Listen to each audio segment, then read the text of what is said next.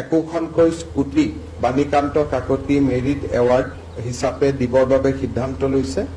মৰমৰ ছাত্ৰ-ছাত্ৰীসকল, তোমালোকক জনাবলৈ পাই সুখী হৈছো যে আজি মামাই এটা ফেচবুক লাইভৰ জৰিয়তে প্ৰজ্ঞান ভাৰতী স্কুটি বিতৰণৰ প্ৰথা ঘোষণা কৰে।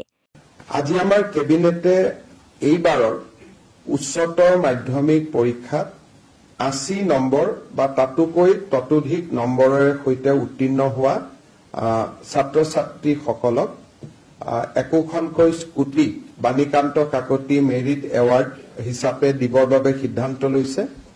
11,250 গৰাকী বেনিফিচিয়াৰী থাকিব, তাৰে 6,860 গৰাকী ছাত্ৰী হ'ব আৰু 4,390 গৰাকী ছাত্ৰ হ'ব। আৰু অহা 2 মাহৰ ভিতৰত আমি স্কুটিখিনি বিতৰণ কৰিব পৰা অৱস্থালৈ আহিব পাৰিম। HS স্কুটি সম্বন্ধীয় তথ্যসমূহ আগতীয়াকৈ পাবলৈ এই ভিডিঅ'টোৰ ডেছক্ৰিপশ্যনত এটা লিংক দিয়া হৈছে, তাত তোমালোকে চেক কৰি থাকিবা আৰু লগতে আমাৰ চেনেলটো ছাবস্ক্ৰাইব কৰি থবা।